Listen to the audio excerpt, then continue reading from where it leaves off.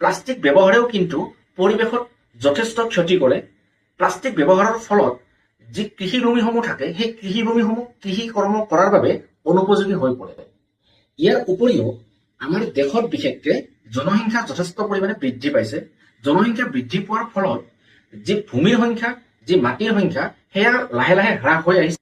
যি নিৰ্দিষ্ট ভূমি আছে, যি নিৰ্দিষ্ট কৃষিক্ষেত্ৰ আছে, সেই নিৰ্দিষ্ট কৃষিক্ষেত্ৰতেই বৃহৎ পৰিসৰৰ যি জনসংখ্যা আমাৰ দেশৰ, সেই জনসংখ্যাৰ বাবে যি কৃষিকৰ্ম, সেই কৃষিকৰ্ম কৰিবলৈ খেতিয়কসকল বাধ্য হৈ পৰিছে।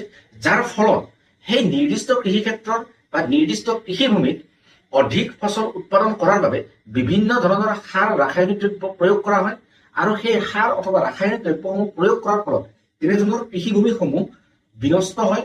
আচলতে বিনষ্ট বুলি ক'লে ভুল হ'ব, সেই কৃষিভূমিসমূহ পৰৱৰ্তী সময়ত কৃষি কৰ্মৰ বাবে অনুপযোগী হৈ পৰে। অৰ্থাৎ সেই যি কৃষিভূমি, সেই কৃষিভূমিত ৰাসায়নিক সাৰ বা অন্য ধৰণৰ কীটনাশক দ্ৰব্য প্ৰয়োগ কৰাৰ ফলত এবাৰ ফচল যথেষ্ট বৃদ্ধি পায় যদিও পৰৱৰ্তী সময়ত কিন্তু ফচলৰ সংখ্যা যথেষ্ট হ্ৰাস হোৱা দেখিবলৈ পোৱা যায়।